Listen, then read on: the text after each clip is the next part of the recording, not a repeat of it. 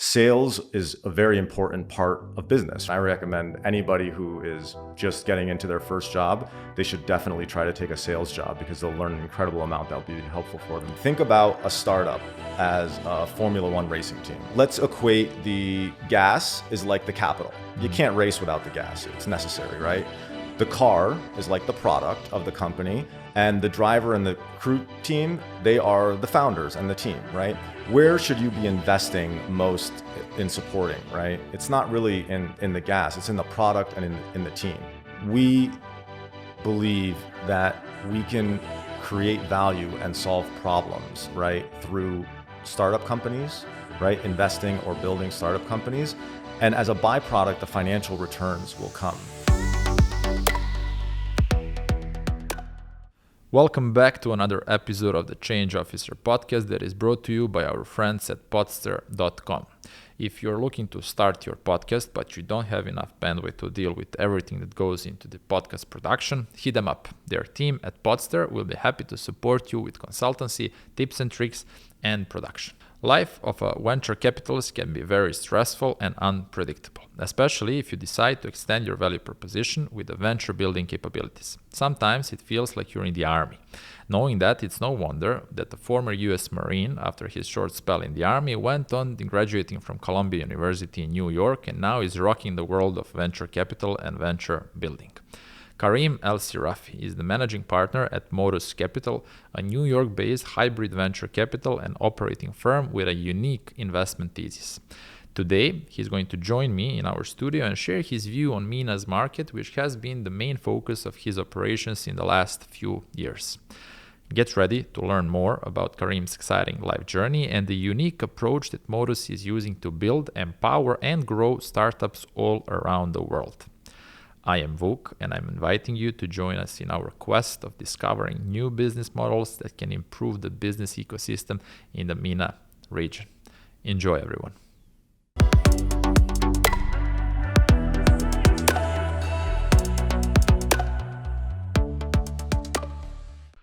Welcome to the Change Officer, Karim. Thank you for having me. Thanks for coming, man. I've did quite a lot of research, and the background story is amazing. Thank you. Different aspects of your life and stages and how you transition from one to another is really something that deserves to be told. So in October, I believe it will be 6 years since the Modus Capital has been founded. Correct. Can you guide us through your entrepreneurial journey and the overall story before Modus Capital? Sure.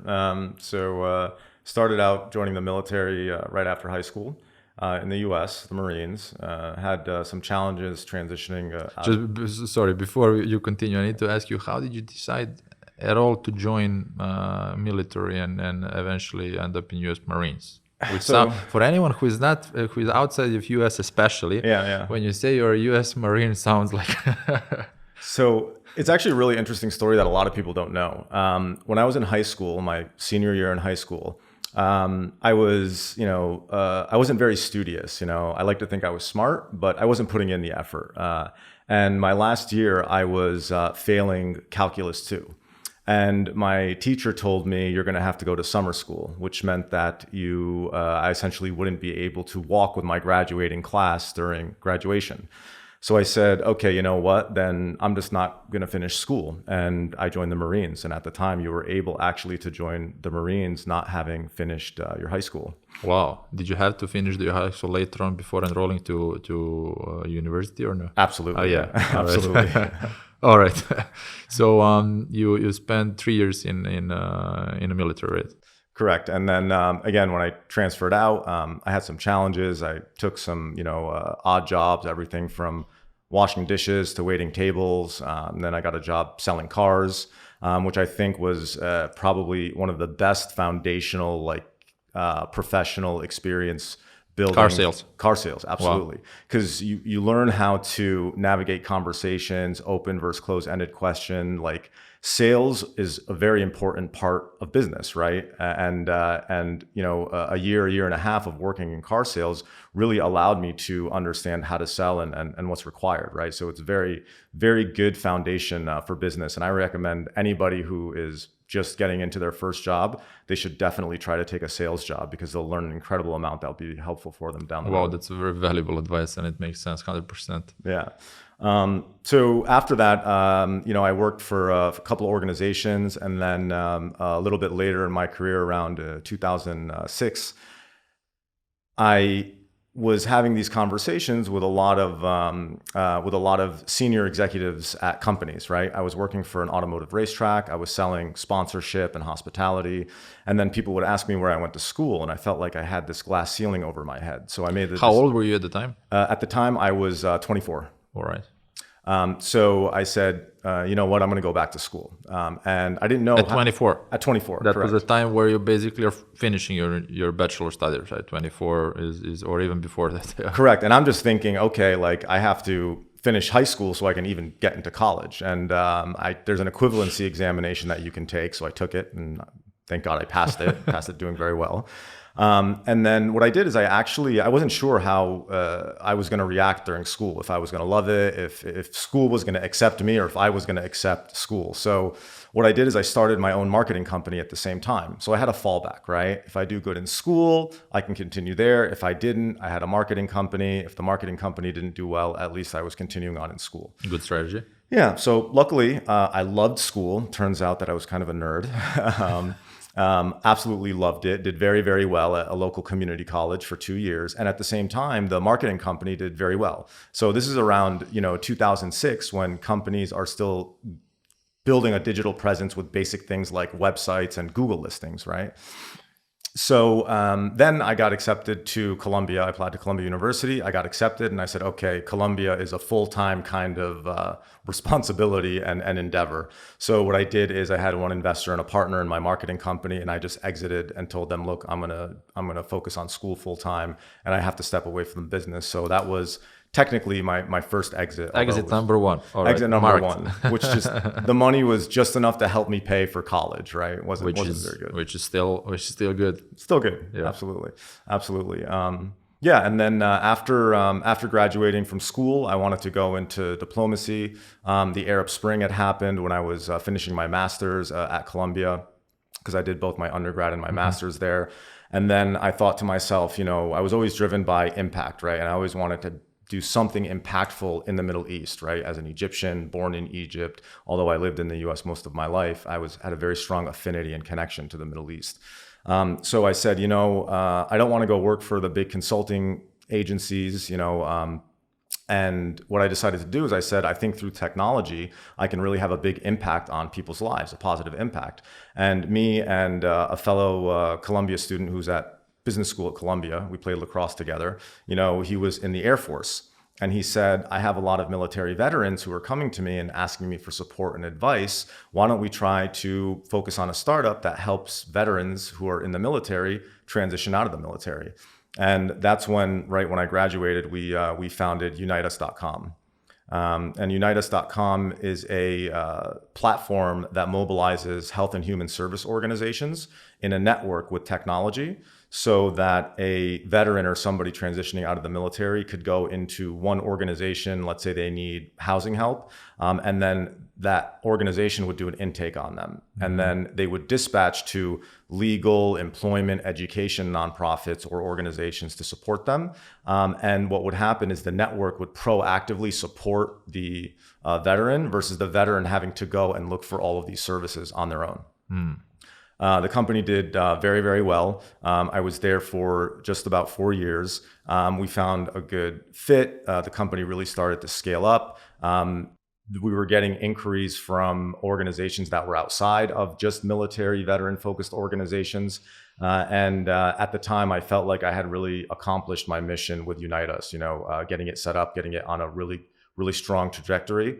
And I wanted to, look at the next thing that I was going to do to really have an impact on a positive impact on people's You were not lives. used to these long episodes. You're used to maximum 4 years. Military, school, one company, less than that even. Correct, but 4 years is a long time. It is.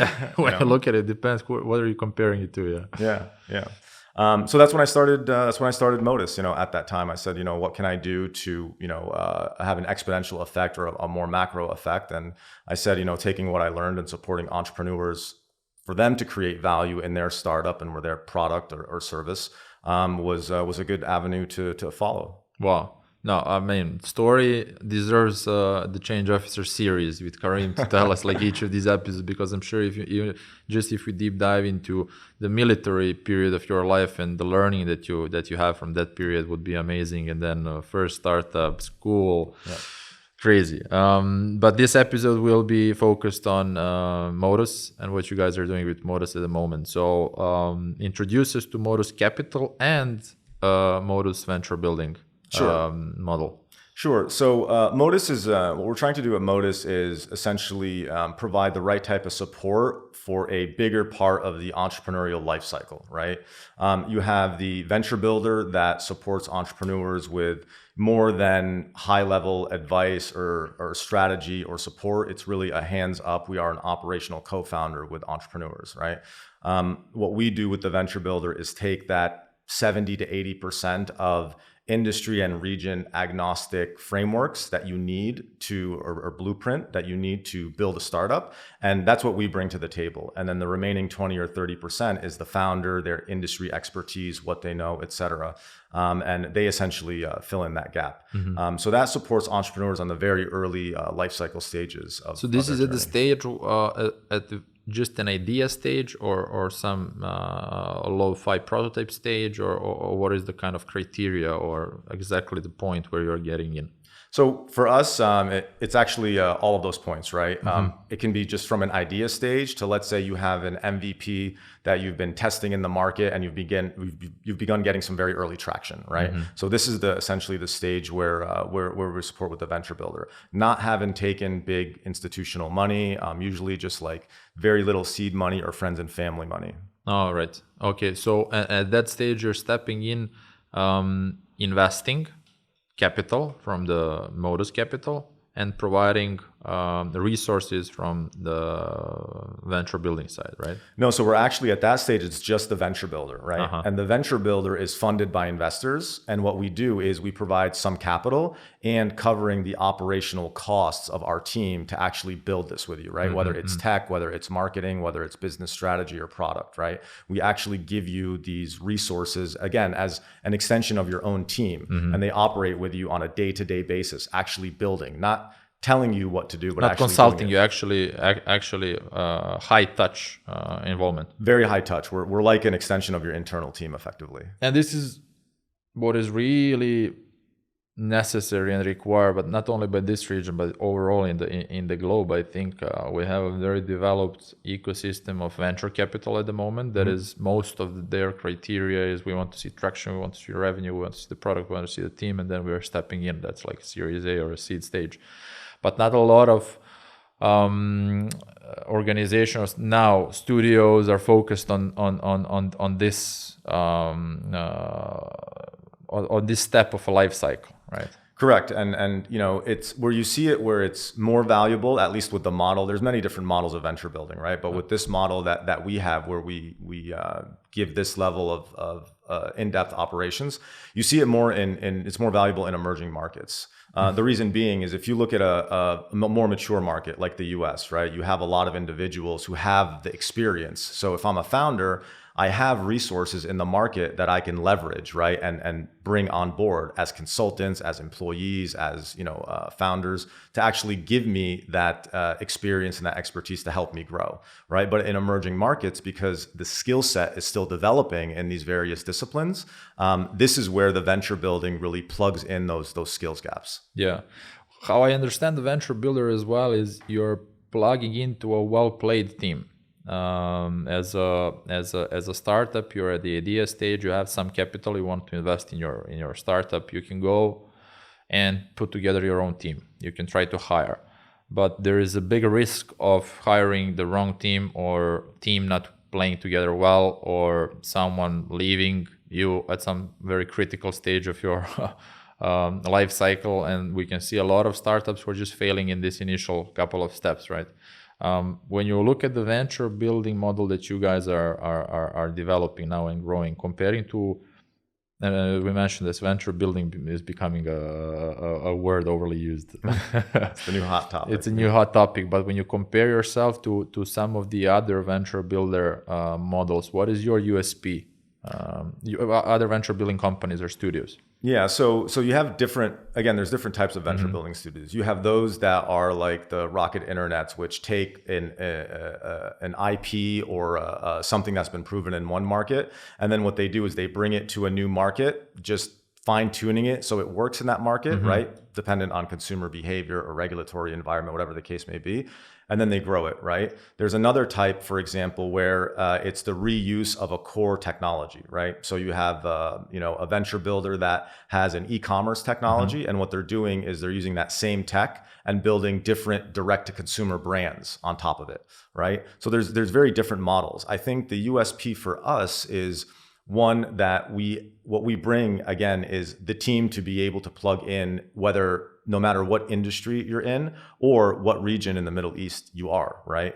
The core company building elements are the same and they're shared. There's a lot of overlap between them. Yeah, and I looked at your team. You had from product designers, marketing specialists, developers. So there is a full suite of services that you can surround the founder with to actually build a product from 0 to 1, right? Absolutely. I mean, you got to think about what does a startup need, right? First you strategize, right? And then you put a product or a prototype together, right? And then from a product perspective, then you develop it, right? And then you take it out to market. And then you get data from the market, and then you go back to strategizing based on that data, product design, development, and then you roll it back out. This is a product iteration cycle, right? So this allows us to go through an entire product iteration cycle supporting founders. Yeah, I think it's amazing. So for a startup to approach you guys, what do they need to give? So it's equity based, right? Equity based. I think what's really important to identify is that there's a different type of value other than money, right? There are founders that money is really all they need. These are founders who traditionally have been successful before. They have that experience. They've gone through this, so they know what to do, right? So what we do is we take equity for the services that we provide, and the services are paid for by investors, right? Oh, right. There's also a pretty significant cash component, which comes in at a later stage to pay salaries, but in the early stages, it pays for R&D, focus groups, marketing, etc. Okay, and so this is the venture building model, and then there's Modus Capital. Correct. Which is on top. Correct. So it's a separate investment vehicle. It's a traditional VC fund. And what it does, it's mandated to invest about 50% of its funds into follow-on funding for the companies that come out of the venture builder, right? Oh, right. So now let's say we're venture building with somebody. It comes in as an idea and we work with them from anywhere from 9 to 20 months. And then at month 20, they're going to raise a Series A, right? They've got some good traction. It's very clear their trajectory, et cetera. Now they need funding, right? So now what the venture fund does, it comes in and will anchor the investment, the Series A investment for that venture builder company, right? The other almost 50% goes into traditional opportunistic VC investments, right? So a company that didn't come through the venture builder, but is a really good opportunity, and we would just invest in it directly. Which is amazing because basically you created an additional layer for your original VC, which is taking a startup at a very early stage and putting it in the right shape for the VC to invest in, and increasing the chances of actually raising capital, de-risking the investment for the VC, right? Absolutely. So you're right. It creates a proprietary pipeline for the venture fund, right? So if we have 4 venture builders and those venture builders are producing 10 to 12 companies a year, now you have... Is this your target, 10 to 12 Correct. A year? Correct, per venture builder.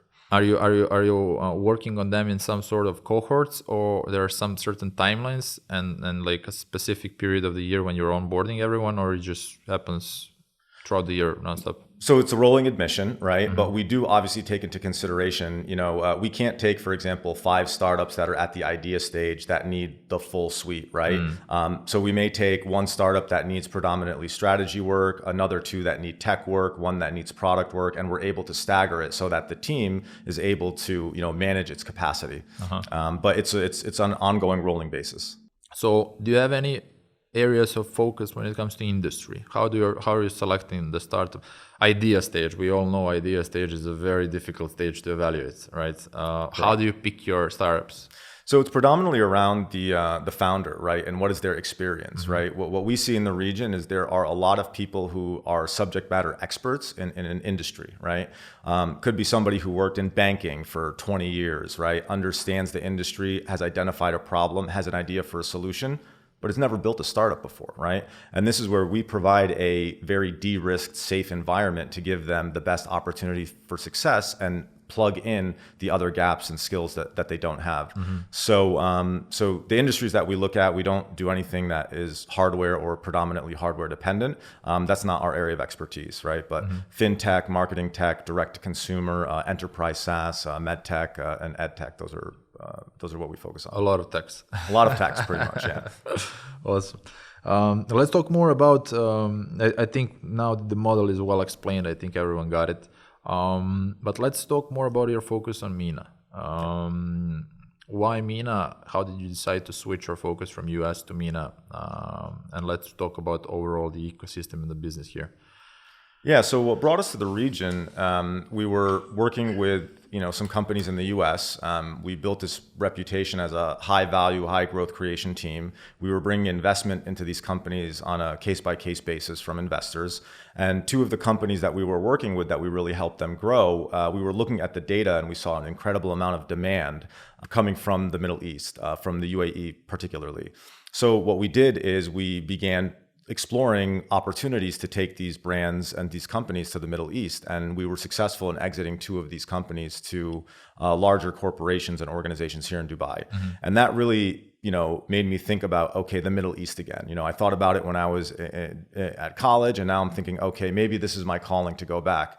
So I began exploring the Middle East region, if this operational value added model would be accepted here, is it needed, and can it really provide support, right? Is there an opportunity? And what happened is I came in the end of 2017 for GITEX. I stayed for an entire year just talking to founders, talking to VCs, just understanding the landscape. And I identified that, look, there are some critical skills gaps in the region, and that this operational value added can really help plug those gaps and can really support entrepreneurs.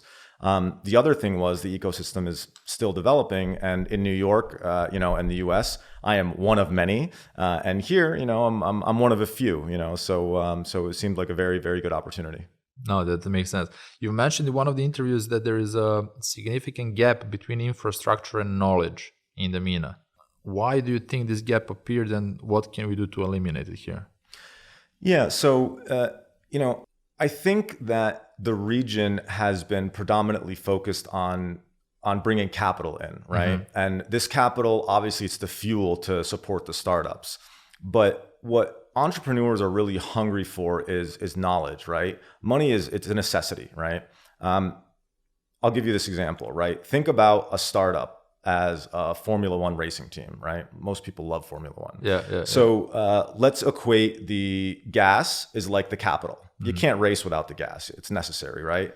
The car is like the product of the company, and the driver and the crew team, they are the founders and the team, right? Where should you be investing most in supporting, right? It's not really in the gas, it's in the product and in the team, right? So this is where we really see the gap, right? Investors invest in companies because a founder is motivated and they understand something and there's a very big opportunity.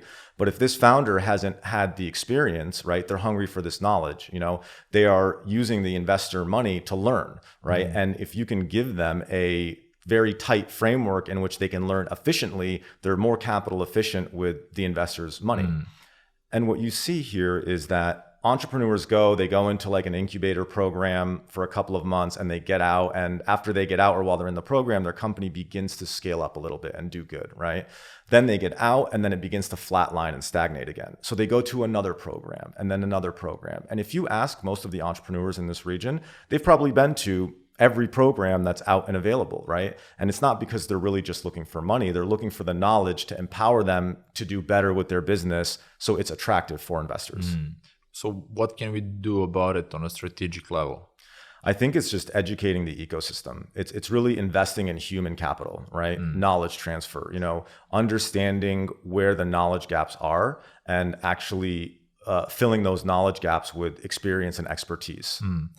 There is and we agreed about this, and there was a couple of episodes ago an interesting guest we talked about. There is a lot of great Arab talent out in the world, right? Correct. What can we do to bring them back? I mean, we need to think when we're talking about Middle East in general, what happened over the previous, or more specifically UAE, all right? What happened over the previous 30 years is unbelievable. Absolutely unbelievable. Hats off. There is nothing that anyone can say. Yep. What will happen over the next 30 years is now a question. And I think it's time to talk about these kind of topics, human capital. Yep. What can we do about it? How can we bring back people? How can we help people think long term in the Middle East? And I think these are all important questions to be raised. I mean, what do you think about all of that?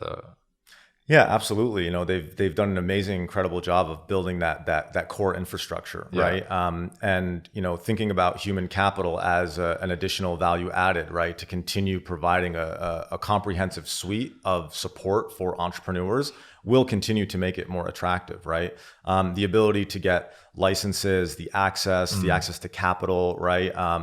Environment, co-working space, and also talent. Those are all really great things, right? But being an entrepreneur is extremely, extremely risky. And right? you're mentioning in your interest is an entrepreneurial cycle of frustration as well. Correct. So that's what I was mentioning about companies coming. They go to a program, a short-term program. They retain some information. They do good, but then they get out and then they go to pitch to investors. And investors are like, "Well, you're not far enough along," or "Why did you grow here and then flatline here?" Right. So the investors, it's not that there isn't money, right? It's that they don't have the confidence in the businesses, right? And that's the entrepreneurs not having the knowledge that they need to grow their business in a way that is attractive for investors. Yeah. So they go to the next program, right? And the next program. We very often here in the region, we like to compare Dubai especially and what's going on, for example, now in DFC, and Gate Avenue and before Emirates Towers. Like to compare and benchmark with US and what's going on in US. In general, US is always kind of your benchmark when you talk about technology startups and so on. What are the main differences that you experienced? And you're coming from, US, you've been there, you studied there, you build companies over there.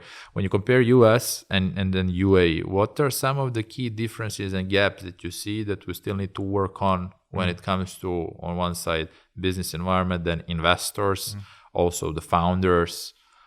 What do you think about that? Yeah, so I think the one that a lot of people talk about is how much goes into this industry relative to GDP, right? The percentage is significantly higher in more developed markets, right? So that's a function of the amount of funding, right? The second thing is the experience of talent, right? Like I mentioned before, the US, if it's a lot safer for you to start a company because you can find the resources that have the experience to support you in a very good way to be successful, right? In this region, it's very difficult, right? There's an incredible amount of talent in a lot of various things, but there's also a pretty big gap in things that are very, very critical, right? Yeah. So if I were to tell you, for example, a company is your product and your ability to sell that product, right? There's tons of tech talent here. There's tons of creative talent. There's good business-minded people that understand business very well. But if I were to tell you, what about data-driven product iteration, right? And data-driven digital growth? These are areas that are still developing here, and there isn't a very big skill set of it. And again, this is your product and your ability to sell the product. So those are some critical skills gaps that you find here. Yeah. Talking about Mena in the future, where do you see the biggest opportunity for investment here in the region? As an industry? As an industry, yeah. Yeah, look, I think, a lot of people talk about innovation and being disruptive, et cetera. There are enough fundamental problems, right? Like 101 problems here that you can solve and have very, very good financial and economic benefit, right? You don't need to be super cutting edge and super innovative, right? The innovation can come from how do you make something that may work somewhere else work here, right? Yeah. A la Rocket Internet, right? That's kind of like how they focus. So, there are lots of opportunities, businesses. There's a lot of traditional brick and mortar type businesses, ones that are family owned, that have been passed from generation to generation. They're being inherited by younger, more tech savvy, forward thinking, operators and managers and leadership. And they are looking at ways for them to be able to innovate, right? Yeah. And COVID, like we mentioned earlier, like significantly accelerated this, right? Yeah. Whether it's real estate, F&B, et cetera. There's a lot of startups who did that. So went outside, spotted a good idea for a startup, came back, launched it here, scaled it, sold it. Yep. All right. And we said there is just a few of the startups here that actually went through the whole cycle of launching a company and then exited at the end. But the challenge is being raised now that, what are the companies or the products that were invented and built here and sold to the world? And there isn't really almost any, if any. So now when you compare these two approaches, one is, okay, let's look for good concepts from the outside, bring them in. Obviously, you're going to create a successful business, but then you're going to sell it again probably to a global company or US company, versus focusing on a true innovation invention in the areas which are now like major economies fighting in nanotechnology, AI, I'm not sure, space, for example, and so on. Like when you think about these two, what's your own taste for it and the strategy? Like, what do you think? Like, yeah, the local market has to be able to support like local innovation that stays local. One thing that I think a lot of people are just beginning to understand is that you can create innovation locally and you can outsource it to the world, right? Yep. So think about like, how did Silicon Valley start, right?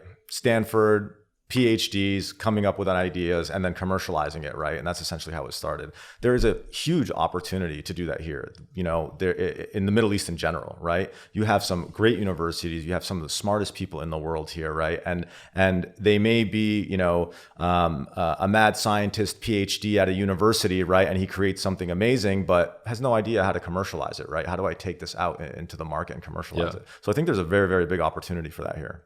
Let's go. We're going to keep an eye on it. Let's go back to talk about you a bit more now. Sure.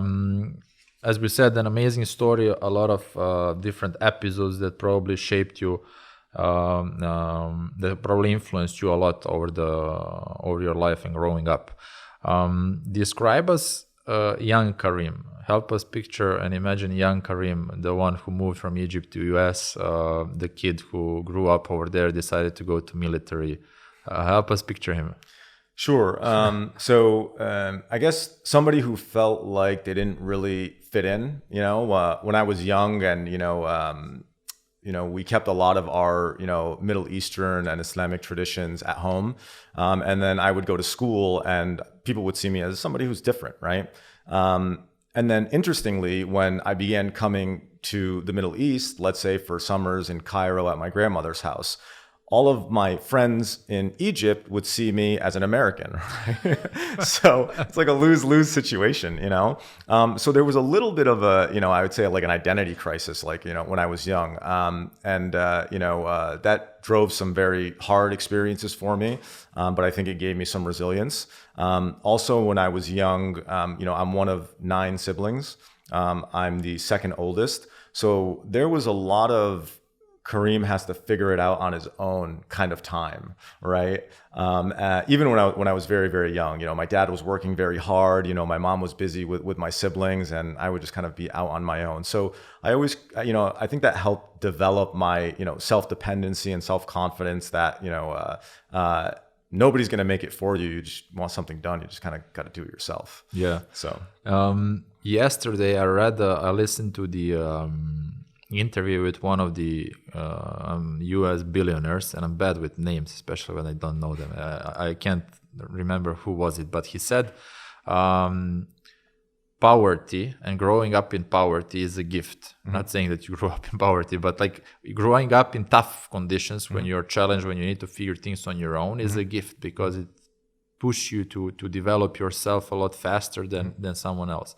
And when you look at it, and I had numerous times I had a discussion around this topic, when you look at the most successful people, very few of them grew up in an ideal world, having everything at their disposal, went to great school, etc., etc. A lot of, you know, successful people, majority of them actually had a tough time growing up. Is there anyone individual that had a great influence on you during this period of early life? Yeah, couple of teachers, right, during school that saw how I was, you know, interacting with, you know, my community, the other students, etc., and really understood that there was a level of support that I needed, and gave me that support. Both my parents as well, you know, they gave me, to the extent that they could, they did the best that they could in giving me support and attention. But there are 2 people that I think are very like near and dear to me that actually I think saw very early on. So when I mentioned earlier the racetrack that I was working at, where I was selling sponsorship and hospitality, the CEO and her husband, you know, they kind of identified me as somebody who had potential. You know, I didn't see it. I just thought I was just an average person. And they really, really took the time to invest in me, to the extent that... How old were you at the time? At the time, I was after military, right? This was after military, correct. So I was 26 at the time. They had known me for about a year, and Larry was his name, and Georgia was his wife. Georgia was the CEO of the racetrack. And they, when I started Columbia, well, first, Larry actually told me to apply to Columbia. He's like, you have a great story, you'll get it. And I'm like, oh, Ivy League school? I'm like, no way. I'm like, you got to remember, like, I'm a high school dropout who have just been working like random odd jobs, etc. There's no way they're going to accept me. Sure enough, they did, because they liked my story, and he helped me with my application, and he just helped me create that narrative and present it. So it was really incredible. To continue on that, I remember the end of my first semester, right? So when I went to Columbia, I had sponsorship and I had aid from my military experience, right? But there was still a gap, because in the first year, Columbia makes you really work to prove yourself in the first semester. So at the end of the semester, I still owed $7,500 in tuition. So I couldn't register for my classes for the next semester. And I was having dinner with Larry in Georgia, and I was like, yeah, the semester is just about over, and, you know, I have a 4.0, I'm very happy, and, you know, I love school, etc. And they said, well, what did you register for your next semester classes? And I said, no, you know, I haven't yet, because I've got some administrative thing. And then they asked me, and I said, yeah, I just gotta, you know, take care of this tuition bill. I'm working on it. The next day, they called me when they were driving in the car, and they said, money should never be an obstacle for you to be able to achieve what you can. They're like, come to the house. There's a signed check on the kitchen counter. Put whatever number you need in that, so that you can continue your education. And I took it, and I put the exact dollar amount of my tuition. I paid the tuition. And later, when I first set up Modus in Egypt, I brought them to Egypt on a vacation as my way to repay them and thank them for that. It was very, very, very, very incredible support. Yeah. Wow. Yeah. Columbia University. How big of an impact did higher education, especially studying at Columbia, I think it's the 6th university in the world now by ranking, how big of an impact did that have on you? An incredible impact. There's two things that Columbia provided. One is network, right? And especially being in New York City, you're in the biggest international city in the U.S. So, you can study and then also working, you can network like crazy. Right? Especially, I guess, from Columbia. Does it help when you course. say you're a Columbia student? Yeah. Of course. It helps. It helps you in that initial access, right? I may get a higher level of access, than an alternative, right? The second thing is how they really teach you to think, right? They teach you to be a critical thinker, understand where information is coming from, and to make your own determinations, right? Use multiple sources as inputs, but don't believe what you say. Come up with your own determination and on things. And for me, that was one of the things that drove me to start Modus. I was like, you know what? Like the VC model is pretty traditional and it's not really innovative, right? Like there's a better VC model for investors and for entrepreneurs, right? Instead of me saying, give me money and I'm going to invest in companies and I hope one of them carries the fund and covers my losses, there's a way for you to engineer a better opportunity for success, which is why we do the venture building, right? So we de-risk for the investors, right? And then for the entrepreneurs, it's more than here's some money, we're going to give you some, high level support, some introductions, et cetera. No, like I'm going to roll up my sleeve and I'm going to work with you, right? And thinking that way and being taught to think that way, to be able to question things and come up with your own kind of, again, determinations, really helped. There is this global movement that is called How I Fucked Up. And then they throw around the world, they're throwing events they call Fuck Up Nights, where people come and tell their stories how they failed. So they're celebrating failure instead of the successes that we are all doing every day. Nobody's talking really about how they failed. Yeah. we are all building our ideal image out there. Do you have what we call a favorite failure of yours, or a story when you kind of failed, but which later on set you for a success, or that taught you a big lesson in life that you use later on? Yeah, absolutely.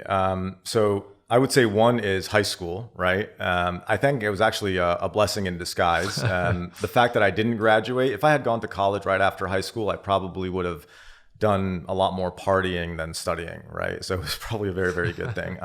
But I think one of the biggest ones actually was very recent, and it was with Modus, right? It was when when we first came to the region, we didn't have a venture builder, right? The model was, a venture fund that would invest and provide operational support. They weren't two separate things. And that was a really big failure. And we had some friction with some startup companies on this model. And what it really allowed me to do is to reset and think about, okay, I need to do a better job at listening, right? If my customers are the entrepreneurs, right? As a startup VC, I'm not really listening. I'm trying to stick a square peg into a round hole. And we did a lot of listening. And then that's when we actually, made the decision to segregate the venture fund and the venture builder, because they're two different things. They serve two different purposes, and having them separate actually allow you to do a better job at each instead of trying to bring them into one. Interesting. You are familiar with Ray Dalio? Pardon? Ray Dalio. You Yes. heard? Yeah, of course. Yeah. So he wrote this book, Principles. Yep. Maybe you read it? I haven't. It's a good book. It's a huge one. It's too big. So you can just go through it and read it like page by page when you want to. And there is no really an order. So you're just reading about his principles. I'm promoting this book so much on this podcast that I'm going to ask for some... That's for royalties. Ask for royalties. Seriously. Why not? But it's a good introduction to a question that I like to ask, because I think it's great. So he wrote about his principles, life and business principles that he's following that he was following his life and in his career. And some of them are, for example, a radical transparency that he's trying to stick to within a company. And then there's a whole software that he developed within a company that throughout the meetings, as everyone is talking and presenting something, everyone is engaged, giving scores, etc., etc. Anyway, going back to you, do you have any principles in life that you are following? Absolutely. Two main ones. One is, excuse me, is understand the value of people, right? A startup company is nothing more than a group of people working together towards the same goal. They are the value creators, right? So it's incredibly important for everyone to understand that they are the asset, right, of the company. It's really the people, and how you interact with them, how you create an environment, how you support them, how you engage with them is critical, right? The second is creating value, right? And I'm not talking about creating financial value. For us, we believe that we can create value and solve problems, right, through startup companies, right, investing or building startup companies.